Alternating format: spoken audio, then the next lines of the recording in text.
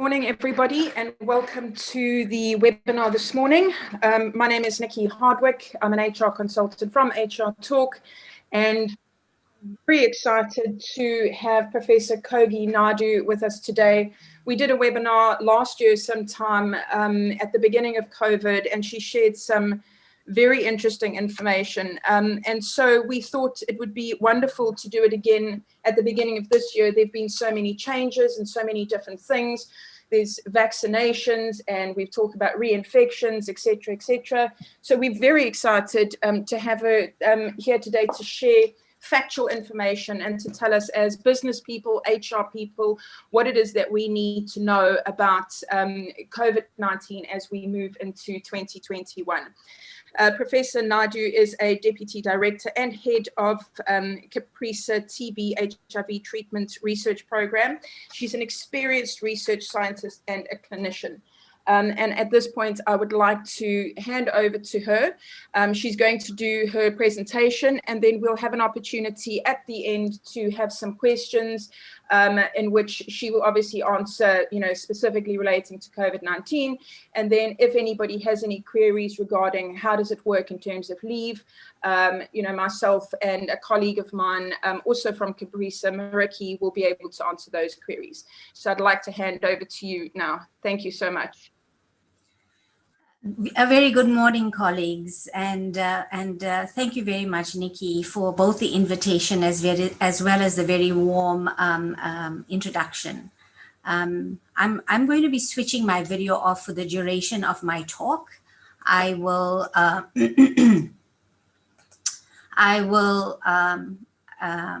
put it on again towards the end of my presentation so that we can have an interactive session during the Q&A. Is my slides visible? They are. Okay, great. So for today, I'm going to be covering a bit of background on the first and second wave of the COVID-19 pandemic as it has affected South Africa. I will provide a recap of the typical presentation of COVID-19 when someone is infected. I'm going to share with you trends in current diagnostic tests for COVID-19 infection, as there's been some development in this area. We'll cover the concepts of quarantine versus isolation, as that is important as it pertains to infected staff from a workplace. Look at some of the established treatment approaches for COVID-19 and go through some practical scenarios on workplace management of high risk versus low risk COVID exposure.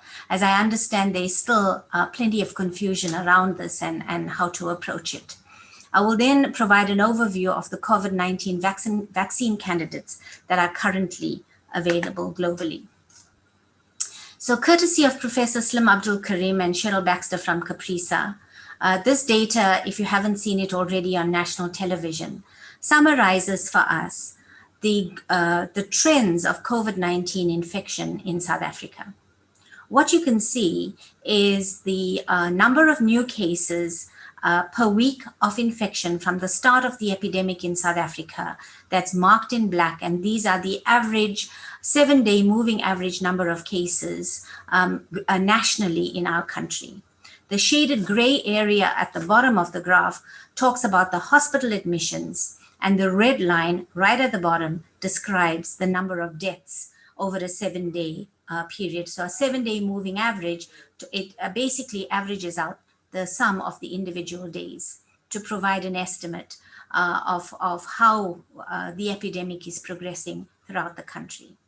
As you can see, the second wave was far more severe than the first. There were far greater number of cases over a 7-day period, almost reaching double. If you watch on the y-axis, we reached a peak of 12,000 new infections a day in the first wave, and going almost to 20,000 new infections a day in the second wave. On the other hand, the second wave, the actual period in which it had us in its grip, was far shorter than the first. The first wave was spread over several weeks, whereas the second wave was roughly between 2 to 3 weeks between December and the first week in January. The deaths, of course, describe the actual deaths where they were hospitalized and COVID-19 was put in as the cause of death. We know, of course, there are the number of deaths that is greater than the expected number of deaths far surpasses this. I think it's sitting at about 112,000 deaths, deaths that we don't know whether or not it is due to COVID, but it is far greater than what has been observed previously. So the second wave was had far more infections than the first, far greater proportion of hospitalization as well as death compared to the first wave in South Africa. So we now have a variant, and much has been spoken about this variant 501YV2 that has been first identified by scientists here in the building that we work in, at the organization called CRISP. That has found genetic mutations in part of the virus. And we ascribe the rapid spread of COVID-19 as a result of the presence of the variant, where through modeling studies done in the lab elsewhere in the country, it was found to be 53% more transmissible than the previous variant. And that has been accounting for the large numbers that we saw with the second wave compared to the first. And when we looked at the number of days it took to reach the first 100,000 cases in the first and in the second wave, we found that it was 50% faster to reach 100,000 cases in the Western Cape and about 40% faster to reach 100,000 cases in KwaZulu-Natal. And you can see the number of days it took to reach 100,000 cases in the shaded box at the bottom.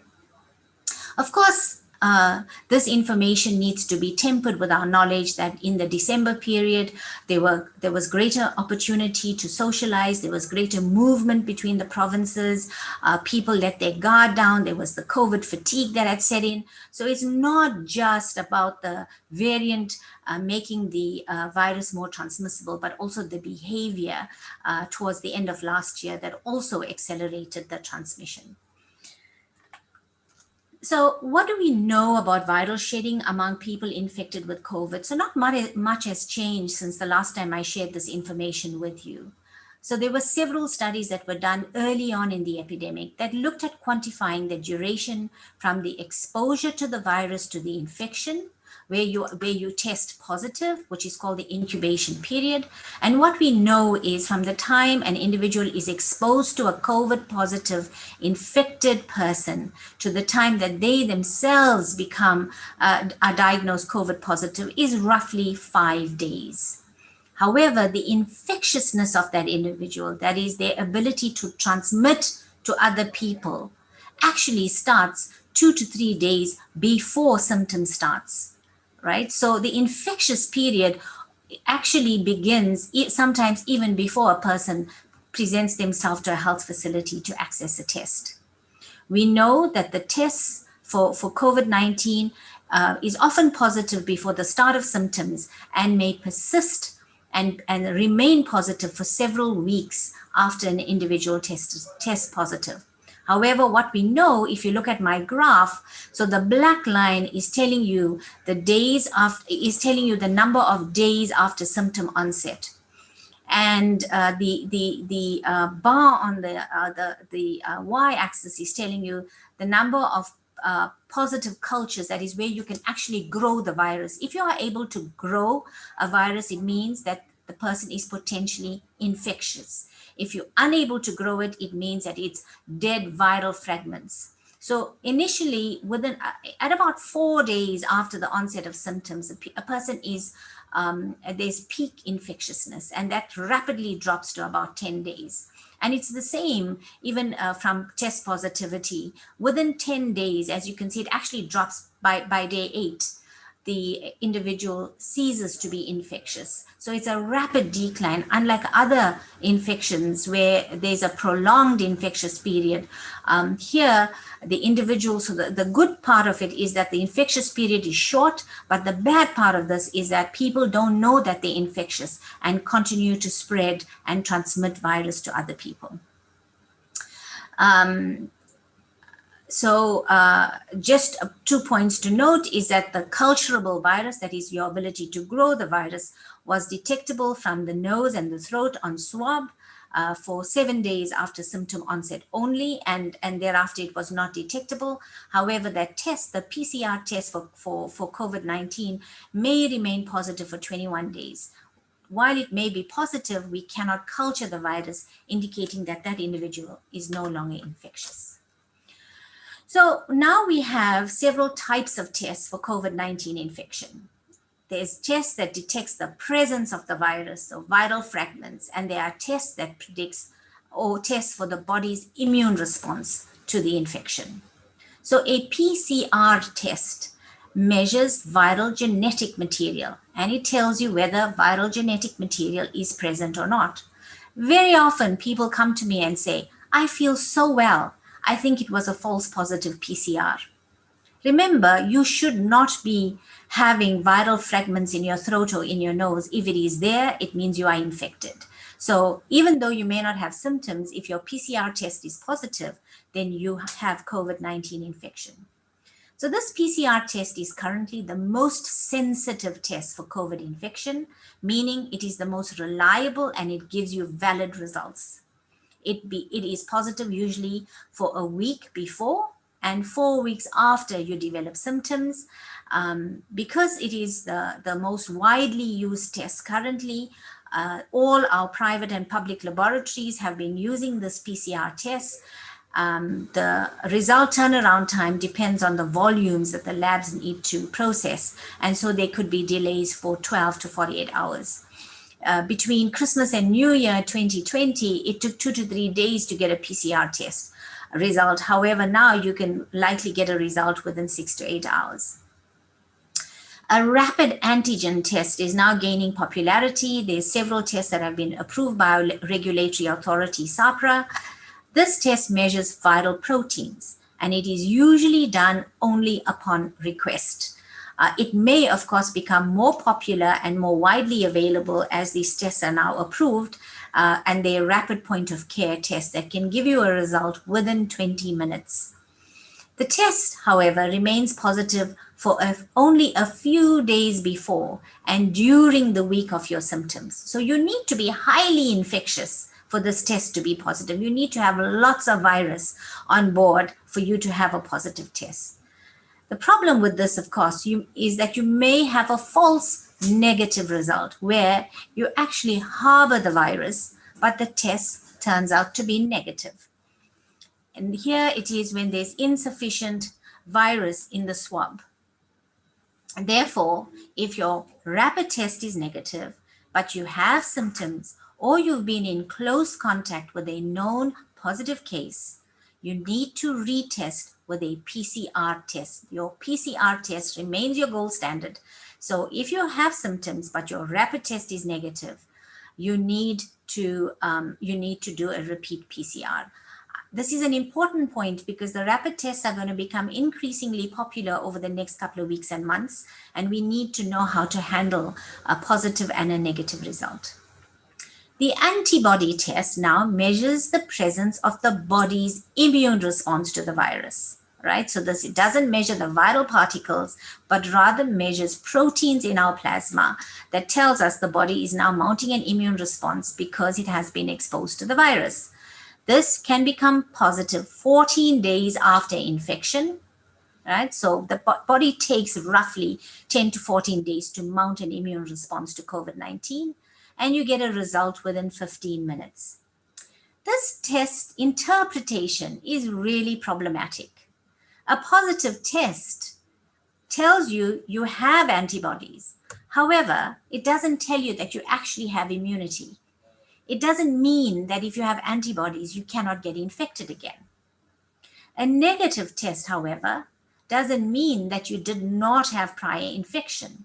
You could have had an infection, but that infection was not sufficient for your body to mount an immune response and to develop antibodies. So these tests are widely advertised. They've been advertised now for about 2 to 3 months. You can get it at a click store for 200 Rand. But Understanding that the test has serious limitations is really important when you want to access the test. A positive test means, yes, you have antibodies, but a negative test does not mean anything. So that's just a cautionary note. If you have tested positive for antibodies and you have no known a history of having a COVID-19 infection, it's a good idea actually to seek a PCR test, because you need to understand whether you have current infection. So with the presence of COVID antibodies in somebody who's completely asymptomatic, it should be a flag that you need to have a PCR test to see if your infection is ongoing and active. And over the last 6 weeks, I've actually found 4 or 5 people that fit the scenario. And in fact, their PCR tests were positive. Either way, when you're waiting for results and you suspect that you have had COVID infection, you need to isolate while waiting for your results. Do not go about your business, visiting the stores, meeting friends, going to work, and so on. You need to self-isolate until you get a result that's either positive or negative. And if you are getting sick and developing symptoms, contact your doctor for medical assistance. Now you've had a test and you confirmed to have COVID-19 infection. What should you expect? 80% of individuals we found actually have no symptoms. There's slight differences in the way COVID infection has been presenting with variants based on my personal experience. In the first wave, fatigue and body pain was a dominant feature. But what I found recently is the blocked nose and sore throat seems to be a far more dominant feature, and intermittent fever, diarrhea, and vomiting. Fever is still a very, very good marker of COVID infection. Temperatures above 37.5 with no other symptoms is sometimes the only presenting feature. And of course, the dry cough, or in others, in about 4 out of 10 patients, a very phlegmy chest as a result, very phlegmy chest associated with heavy sinus infection. So as mentioned, the most common symptoms are fever, tiredness, and a new persistent cough. And then there's the whole host of other symptoms, most notably loss of taste and smell that comes early on and is about the last symptom to leave an individual, sometimes persisting several weeks or months after their COVID infection.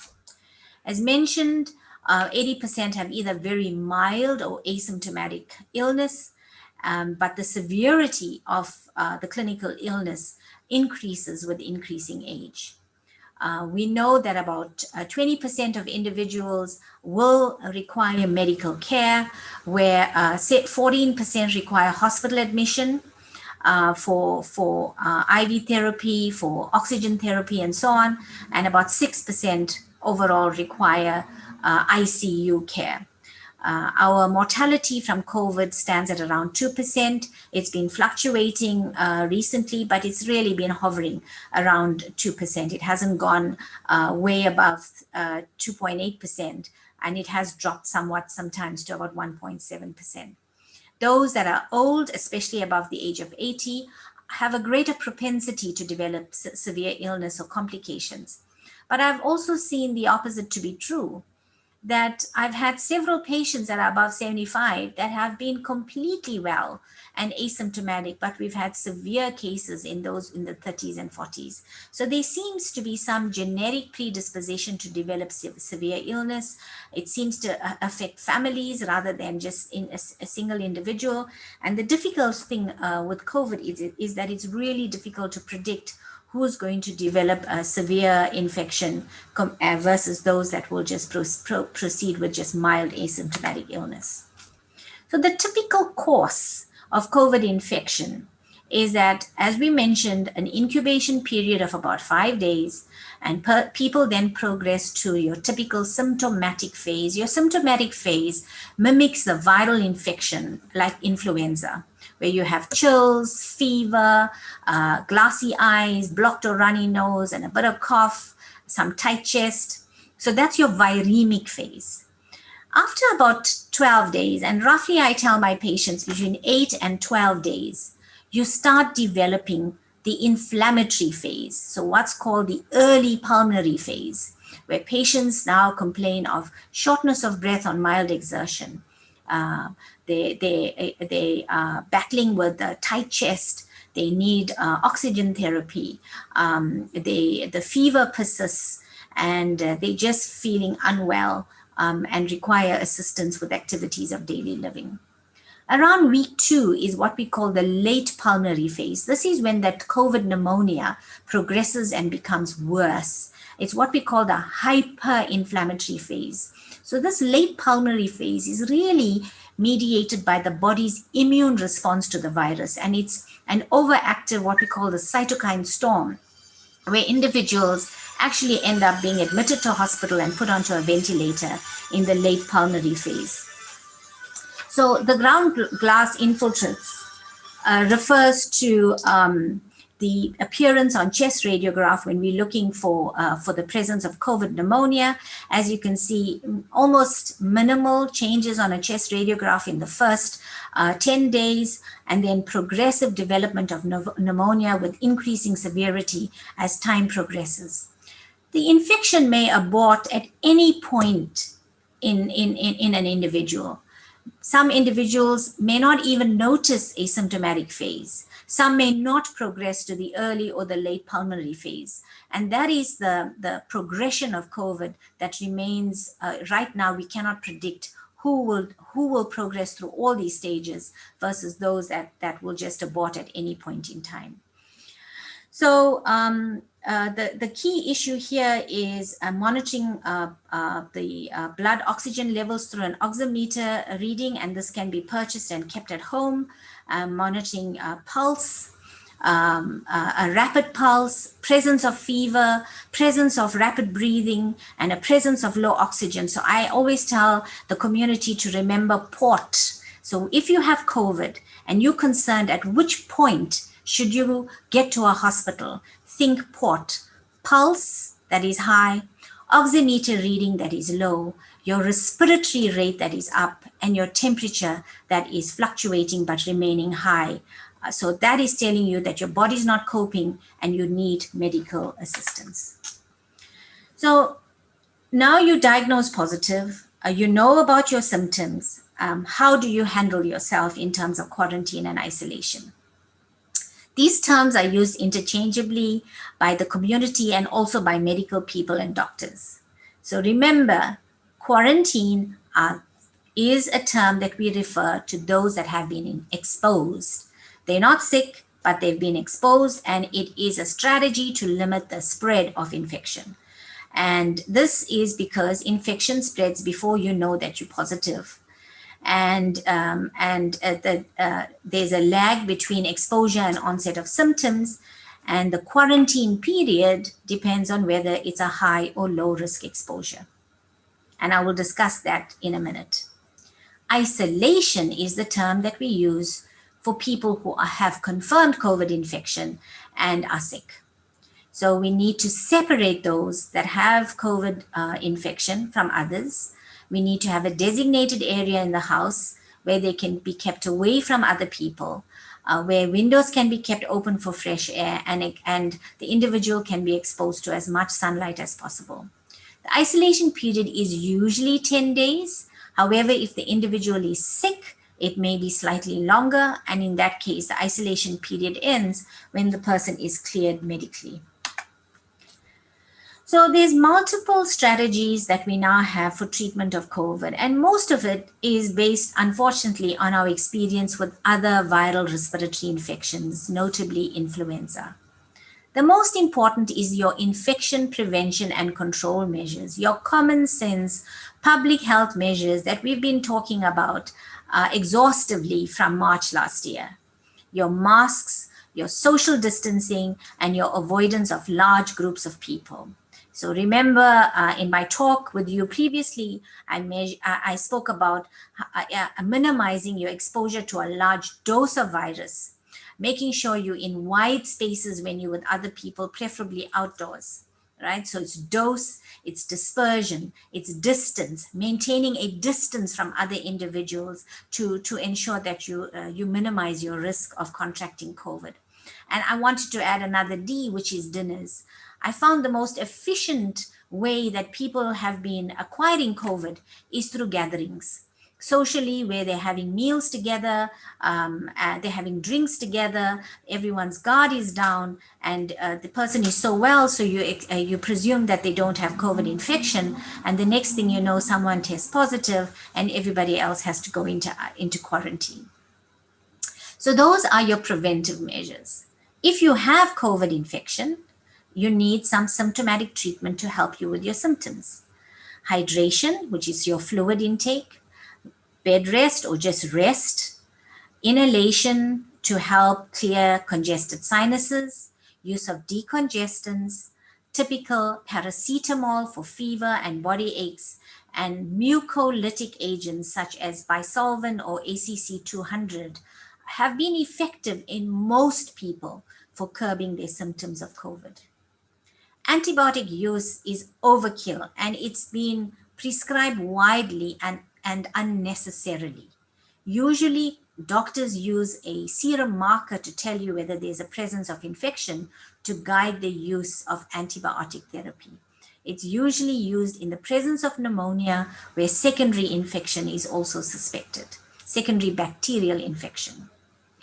What is known is the effectiveness of steroids, especially intravenous dexamethasone or oral prednisone or Medrol, for use in the inflammatory phase of COVID, especially when the person is getting worse, where they have, remember, the port, the worsening chest symptoms, your pulse is high, your oxygen levels are low, and there's progressive shortness of breath. We now use other strategies, but there is no evidence or minimal evidence that they actually work. We use this simply because we have evidence that it's worked in other viral infections, especially in influenza. The vitamin cocktail of vitamin B, C, D, and zinc helps to either prevent or mitigate the severity of the infection. We know that it helps support the immune system.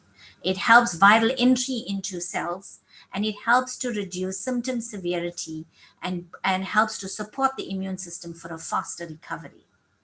Of course, there's a lot of hype and passion and hysteria around ivermectin, a drug that's previously approved for veterinary use for lice and parasites.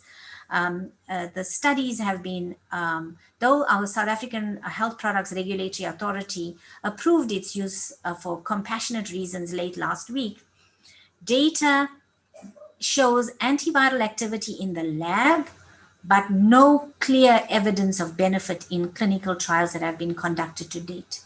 We don't know whether it's safe or effective, and it needs to be prescribed or used in the hands of somebody with some experience so they can monitor patients for safety. Those feeling short of breath, a simple strategy that works so well is to lie on your belly for as much as possible in the day with your head turned to the side. Having a pillow prop lengthwise under you helps to support you, and you could see from the gray shaded area, this is basically a typical fashion in which you would lie prone. For 30 minutes, you would lie on your belly and turn to the left and the right side for 30 minutes alternating, and lying upright for 2 hours sitting up. So proning, I found, is a key strategy that helps individuals feel more comfortable even before they become oxygen dependent. And even if they are oxygen dependent, then the proning also helps to move fluid from the bases of the lungs to help with oxygen levels. The early warning symptoms, that's important for you to know. You need to contact your healthcare provider. Do not get into public transportation. If you develop any of these signs, you need to get medical attention as soon as possible. People having trouble breathing, chest pain, where they're coughing up blood, they sleepy, confused, or dizzy, and you can see blueness about the face or the lips. And emergency care is important. Now you can get a bed. A few weeks ago, it was difficult. Home oxygen therapy has really helped thousands of people in our country, and there are many organizations offering it to support people at home if they're unable to access inpatient care. So what should an employer do for COVID-19 screening and symptom management? We know that there's several guidelines. There's a gazette that gets updated every time there's a change in lockdown levels that tells us what the employer's obligations are towards symptom screening and management in the workplace for COVID-19. We know that employees are required to assess for symptoms for COVID-19, and that symptom screen should be offered to every employee. Employees, on the other hand, also have an obligation to report their symptoms to their employer every day, every work day. The employee needs to screen before getting to work. I have interacted with hundreds of HR practitioners and managers who have their employees screen when they get to the workplace. It defeats the purpose. This needs to happen before somebody gets to the workplace, so an alert can go out and the individual who is symptomatic gets asked to stay at home, don't get into public transportation, and know what the next steps ought to be for screening and testing for COVID. So symptomatic employees should not be permitted to be in the workplace.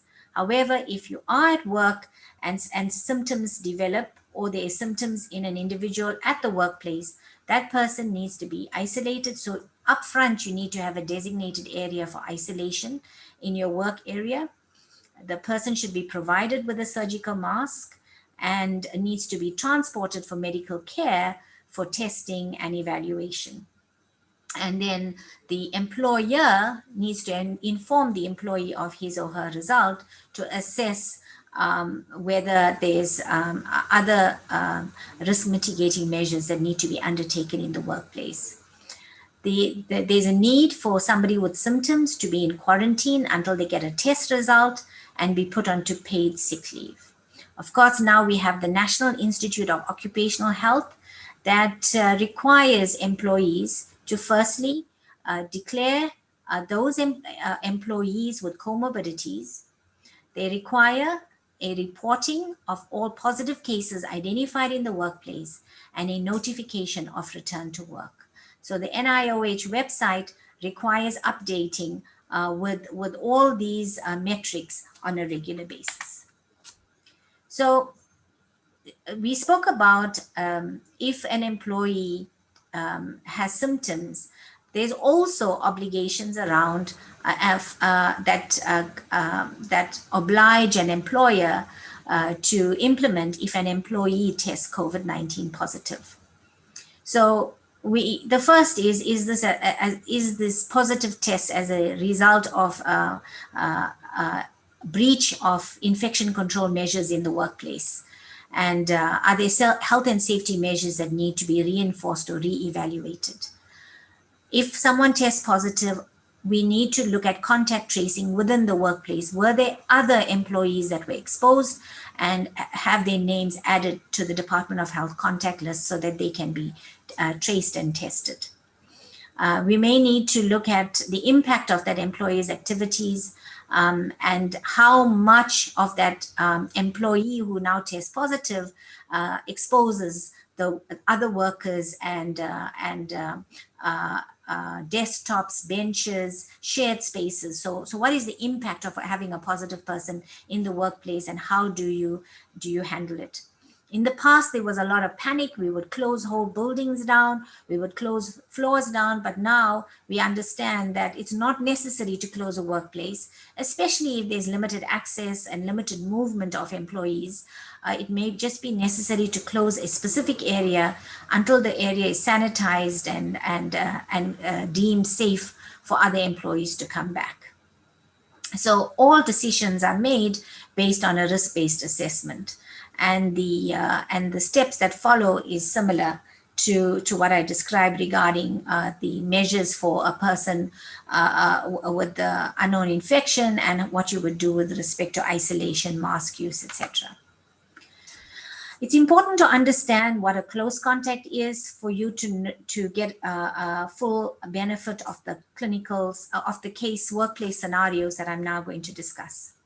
So a close contact with a COVID positive person is where you have two individuals that have a face-to-face encounter with someone who's a probable or a confirmed COVID-19 with confirmed COVID-19 infection. So face-to-face with a confirmed or probable COVID-19 infected individual.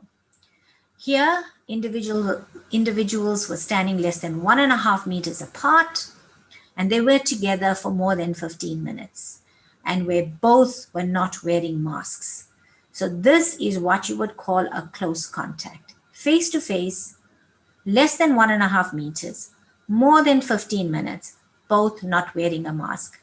These are guidelines, and these guidelines have served us well, but we need to apply ourselves to every scenario, right? So let's look at the types of scenarios. So this 23-year-old employee tests positive for COVID-19 over the weekend. So what should she do, and when can she come back to work? So the first thing the employee needs to do is to inform her line manager. The NICD notification occurs automatically from the laboratory that undertakes the test or from the clinician that orders the test. If this employee is asymptomatic, she would need to isolate for 10 days after her test result. If she is symptomatic and has mild infection, she must isolate for 10 days after the start of her symptoms. So asymptomatic, 10 days after test result, symptomatic but mild, 10 days after the onset of symptoms.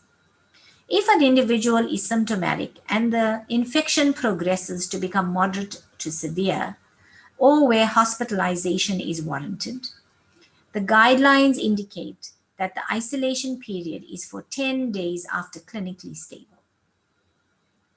Sick leave for the duration of the absence applies, and the employee returns to work after the mandatory period of self-isolation has been completed. However, when that employee returns to work, they need to use a mask for 21 days after they return to work. Scenario 2 describes someone with current flu-like symptoms. This is a 30-year-old employee and has flu-like symptoms at work. He is referred to the lab for COVID testing. So what is now required of the employer, and when can this employee return to work? So someone with flu-like symptoms, you provide them with a surgical mask if they're at work. You assess whether there's a history of exposure. Is there a close contact? Is there a workplace contact? Is there a family member that's recently tested COVID positive? Has this individual gone to a social function and has mixed with individuals with unknown COVID status? So what is the potential opportunities for exposure? Does the person have compatible COVID symptoms? So flu-like symptoms usually are compatible, but there may be one or two outliers that may give you an impression that it's not flu. I have a very low index of suspicion. In the midst of a pandemic, any symptom that looks like the flu, I would just say, isolate until we know you're not COVID positive. We would refer the individual for testing and manage as per scenario 1. If a negative result, we ensure that the testing was done at least 5 days after the reported exposure. And if the test is negative, you would consider an alternate diagnosis like influenza. And we've seen far more influenza than COVID infection in December and January. So it's just something to note that influenza is also circulating now, and it didn't circulate much last year. You evaluate whether the individual requires further testing, because sometimes symptoms develop later and after 5 days. So you need to be cognizant that observation for symptoms is still required. And the criteria for return to work is based on your usual sick leave procedures for any other types of sick leave. So generally, anyone experiencing flu-like symptoms should not come in to work, and they regard it as sick leave and require medical certificate as per the basic conditions of employment or your company leave policy. So now we're moving on to a high-risk exposure to a confirmed COVID-19 individual. So this staff member had no symptoms and tested positive after being tested as a contact. And this is a typical scenario. Someone in the family or in the workplace tests positive, individuals subject themselves for testing, and then you get a surprise, someone tests COVID positive, but has absolutely no symptoms and is unaware that he or she has been exposed. So this employee now says when he was at work the day before, he had lunch with 2 colleagues and spoke to 5 people in passing. What now is required by the employer, and what happens to all the staff that have been exposed? So the first is the person who tests positive gets managed as per scenario 1. Isolation, sick leave, and the isolation period depending on the symptoms and the progression of those symptoms. Now you have exposure in the workplace. So for each of your exposed employees, you need to assess, was a mask used in that encounter with this confirmed COVID positive person? It's unlikely that those that shared a meal had a mask on. It's also unlikely that those that shared a meal with the exposed person maintained physical distancing unless they all each had their own table more than 2 meters apart. And it's likely that those that shared a meal also had contact time longer than 15 minutes. So you would do that for even those that this individual spoke to in passing. Was there mask use? Was physical distance maintained? And what was the contact time to determine whether or not this was a high risk exposure? So the high risk exposure, as I've described, you need to approve self-quarantine. That is, no mask use by either one of them or both of them, where physical distancing was not maintained and it was a prolonged time. Of course, you would get differing scenarios where no mask use, but maybe 5-minute encounter, etc. So each one you would take on merit. The exposed employee would now need to quarantine for a minimum of 10 days and monitor their symptoms. If they remain asymptomatic for 7 consecutive days, they would need to go for COVID testing on day 8. If that result is negative, they return to work on day 8 or when that result becomes available. If that result is positive, then of course they get notified and they need to go into a further isolation period of 10 days based on the date of their positive result. The exposure needs to be notified, but usually, as I said, the lab does that, and the employer puts this employee onto sick leave for the duration of the quarantine. So that covers high risk exposure. So the staff member who had no symptoms tested positive for COVID after being tested as a contact, right? And then we now are referring to those that he spoke to in passing in the passage. And what is our approach? Again, we need to assess the exposure risk to other staff if it's a low risk exposure. So were they wearing masks? Were they standing more than a meter and a half away from each other? And how transient was this interaction? Here, in the scenario of low risk exposure, the exposed employee can continue to work and monitor for symptoms for 14 days after contact with that COVID-19 positive person. So there is no quarantine period for low risk exposure. Continue to work with self-monitoring for symptoms. And a cloth mask may be used, and all other standard precautions need to be observed. Those who do develop symptoms will then be managed as per the scenario 2. I'm now moving on very briefly into COVID vaccine and what we know about them to date.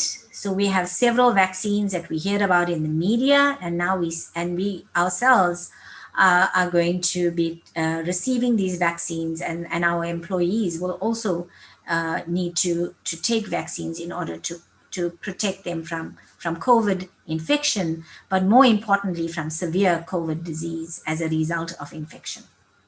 So you can see the seasonal flu vaccination that's on the far end of my slide has very limited efficacy of around 45% in 2019-2020.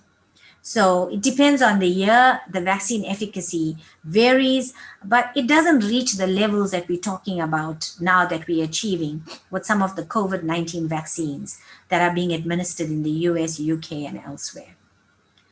The most effective vaccines that we've had for decades have been the German measles, and polio vaccines that confer up to just under 100% protection. Highly effective in preventing these viral infections.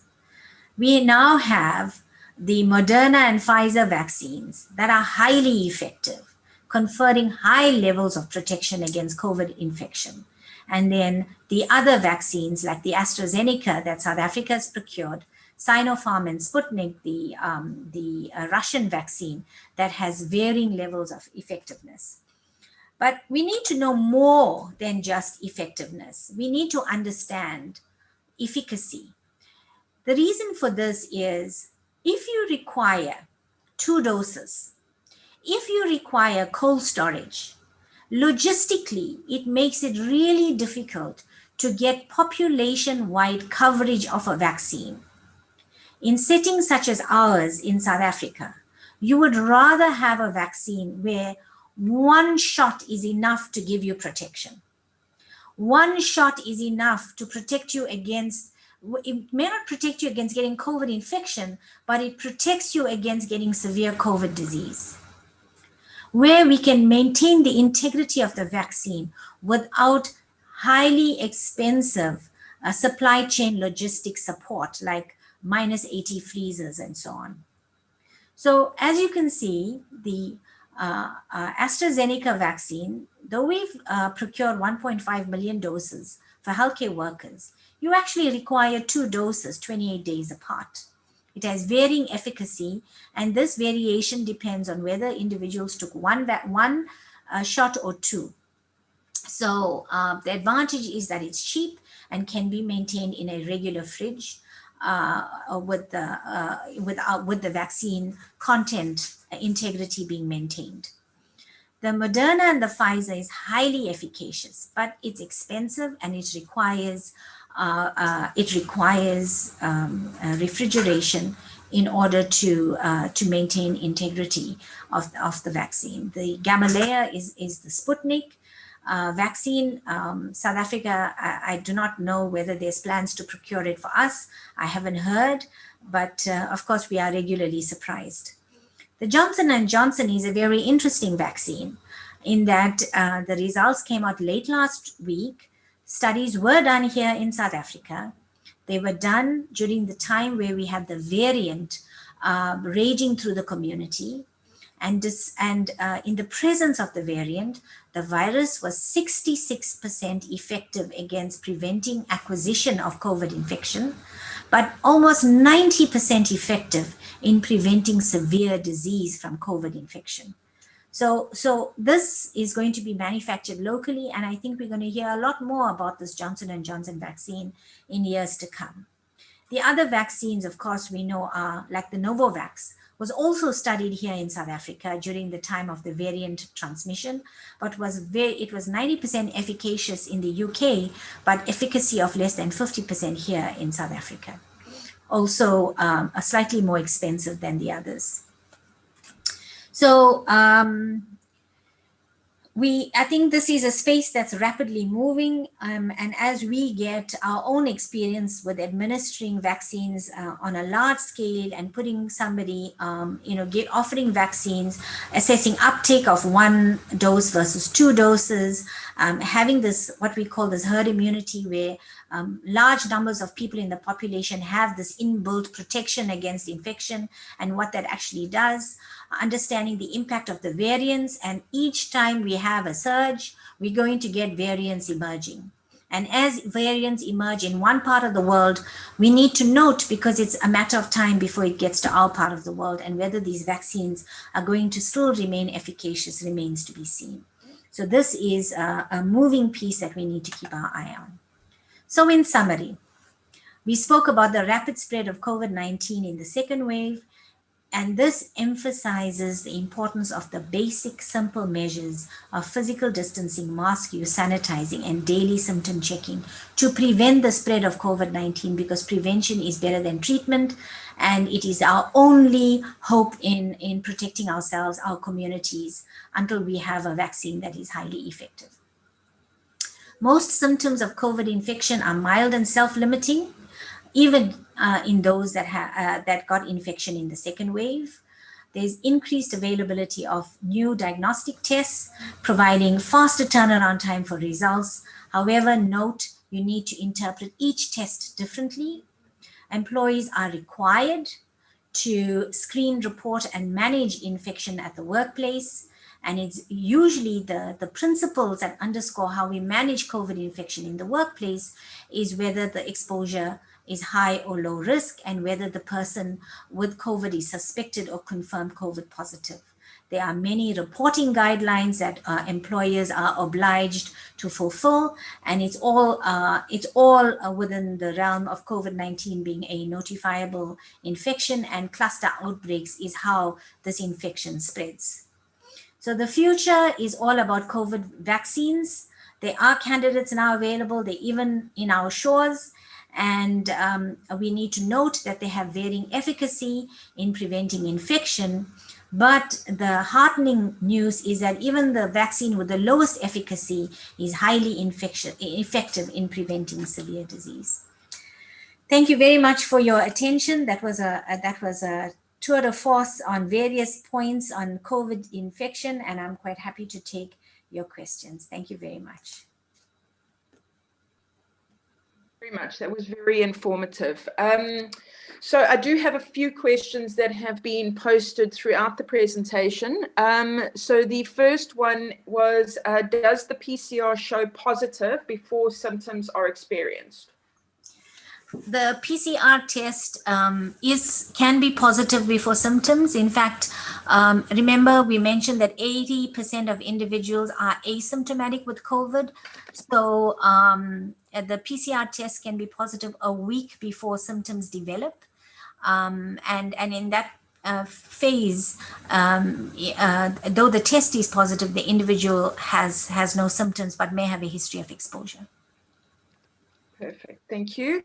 Next question was, after the 28 plus days, the PCR test still shows positive. Why is this? The virus uses our body's machinery, so the cells in which it uses the proteins and the nuclear material of cells to replicate itself.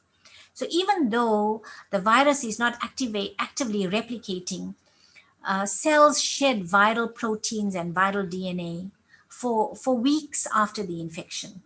So the test becomes positive because those tests are so sensitive to pick up these tiny fragments of the virus, the proteins and the DNA, and that can persist for weeks after an infection.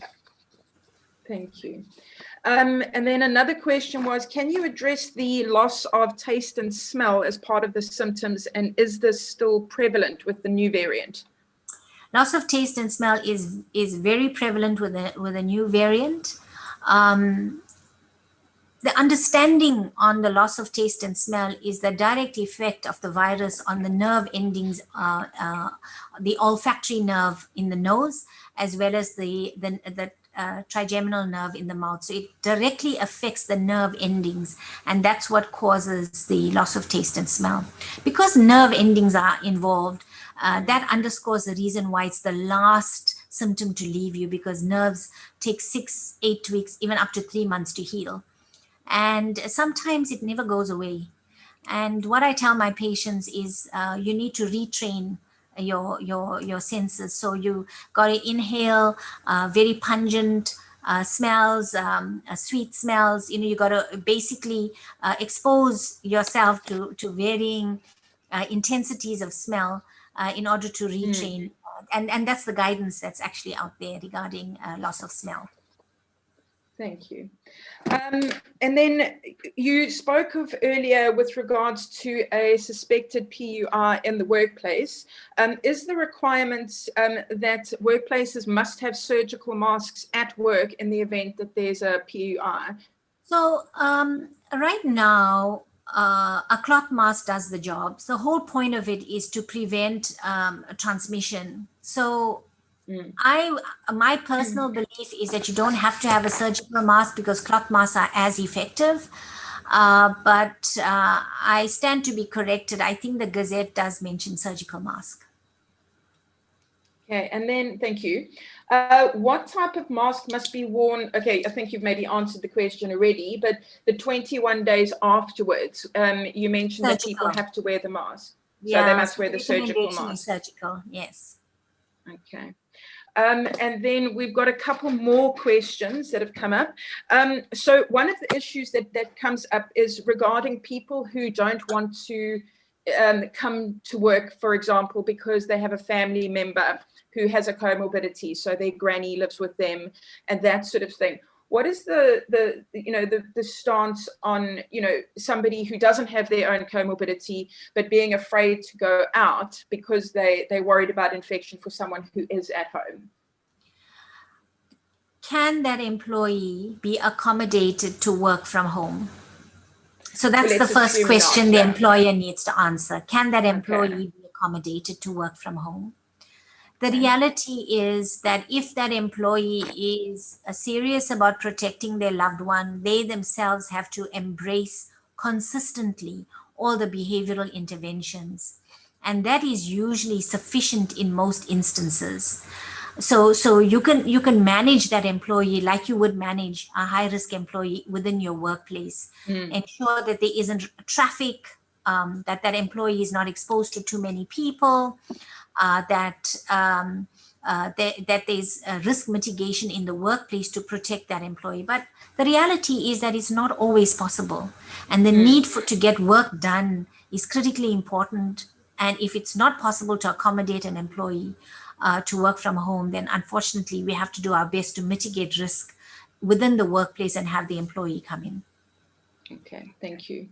And then I've got 3 more questions. So the one question is, why is the 15-minute time frame so important? Look, and this is all based on studies that have been done that shows the diffusion of the virus around an infectious person and the time taken for these virus aerosols to be distributed and someone to inhale. It's just about creating sufficient time for this transmission to occur.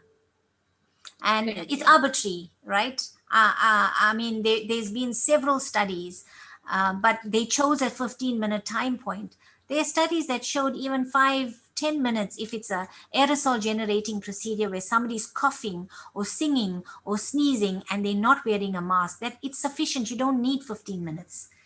Even 2 minutes or 5 minutes is sufficient to cause a transmission event. So the 15 minutes is just almost a line in the sand. Yes. Okay. And that is for casual conversation, I would imagine, and not a high risk exposure. Yeah, and not a high risk event. Yeah, transmission event. Okay. And then the 2 last questions: is there a home testing kit being considered for South Africa, a rapid test? So the home testing kits right now are the antibody tests, and they've been widely available for a few months. The algorithm for the rapid test has just been released, and I think right now it's restricted to health facilities. They need to be administered. It's not for self-use, but I'm sure that's going to change as we get more experience using it. Okay. The problem with this rapid test is that the technique for doing the test is critically important for you to get a valid result. If it's done poorly in the hands of a layperson, like the way you would do a pregnancy test, which is really simple, This one requires technique. You got to get a representative swab sample. You got to, the way you immerse that, the swab into this reagent to free up the viral particles, the time that you spend freeing it up and then putting it onto the test cassette, all of that can dictate whether you get a reliable, valid test result. So my sense is that it's not going to be used widely at home. It is likely that the rapid test would be used because it works very much like a blood sugar test. You do a finger prick and you run it on a cassette. Okay, thank you. And then this is quite a difficult question, but why do some healthy people get so ill? The one lady has said she's lost 2 friends who were healthy and in their 50s. Shame. I'm sorry for your loss. I too have lost many, many friends in their 50s, and there was absolutely nothing we could do to pull them back. So the comorbidities, seemingly healthy, does not necessarily mean the absence of comorbidities. And the reality is even well-controlled diabetes, hypertension, puts people at an inordinately higher risk for severe disease. 53 out of every 100 people that died in the Western Cape in the first wave were diabetic. Hypertension, 1 in 5 people were hypertensive and well controlled and still died. Those that have a high BMI, more than 30, are at high risk of severe COVID. But we think that there is a strong genetic link. We haven't quantified what that is, the extent to which it's a predictor of death. There could be a metabolic problem, hormonal issues. There's still so much we don't understand about COVID infection and why some people get severe disease and others don't. And that's the reason why a vaccine is so important. We don't have these predictive markers. And all the vaccine will do, if it can limit severe disease, if it can limit hospitalization, where we get the infection and it doesn't impact us in any way, it's good enough. We want to prevent sickness and we want to prevent death. We don't know who's going to be sick and who's going to die. So it's best that we protect all of, we protect ourselves, we protect our communities and our families. Thanks. All right, thank you. And then, okay, so one last question and then we're done. So it's some, I assume it's horse people, have stocks of ivermectin and seem to think that they can take it and give it to their friends. Surely this should be controlled. The government's lack of leadership around the ivermectin use and the hysteria that social media has created has caused the black market for ivermectin to flourish. The reality is that from a pure scientific perspective, we do not know that this works. 80% of people get better quickly within a week if they develop symptoms. The other 18%, taking us up to 98% of people get better even if they're hospitalized and on a ventilator. So what are we trying to do here? Are we trying to control the symptoms? Are we trying to prevent hospital admissions? Are we trying to prevent death? And surely if it was that powerful, we would not see people taking ivermectin still land up in hospital and still dying. And I know a few of those myself. So I think that people need to know that when they're using ivermectin, they're treating their minds. Right now, we don't have evidence that they're actually treating the virus. So it is buying into the hysteria. It is buying into the hype around this. And we saw this even with HIV. We saw this with chloroquine at the beginning of the pandemic. It's exactly the same thing. Right now, because the black market has been flourishing, stocks coming in from India and Dubai and elsewhere, it's widely available. And we just simply don't have the data. So I can't support its use because I'm a scientist.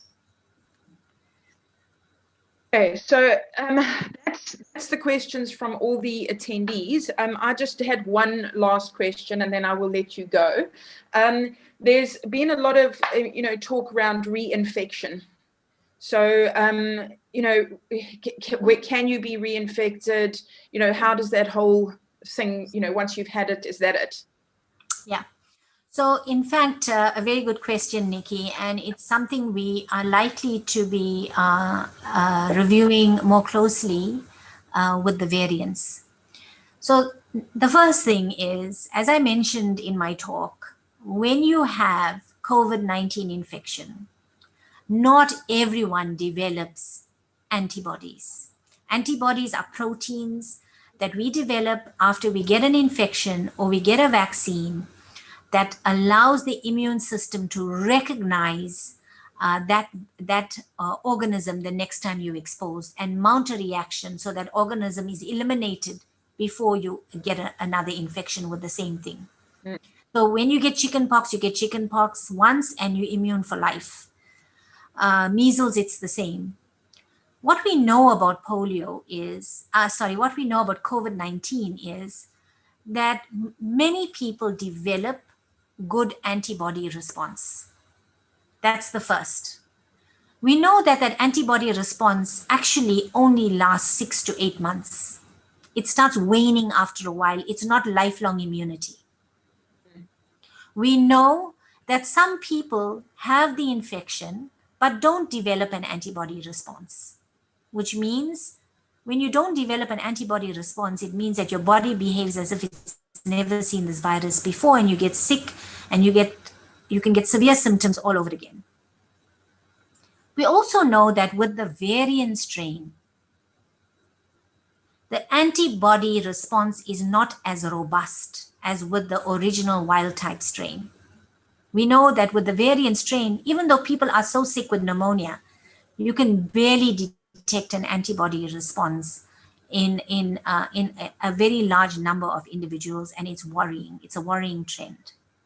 We also know that if you had the wild type infection, you are unable to clear the infection from a variant. In fact, only 10% of individuals there's 2 papers that they're not published, but they've been made available for preprint for review to the public, both last week, both from South African authors, Durban and Johannesburg, that shows only 10% of individuals that had exposure to the first and where their convalescent plasma was now exposed to the variant, only 10% were able to clear the variant virus.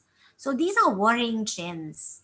And as we get more surges, more variants, and more variants circulating globally, then that becomes an issue until we get a vaccine to provide us with sufficient immunity to protect us against variants and to protect us against reinfection. Thank you very much. That was very informative. So that's us for today. I would like to thank you for your time. It was a very good presentation. There's so much false information out there, and we're very grateful for the time that you've given us today and the information that you've given us. We really appreciate it. Welcome, and thank you for giving me this platform. I appreciate it. Take care. Have a lovely day. Bye. Bye.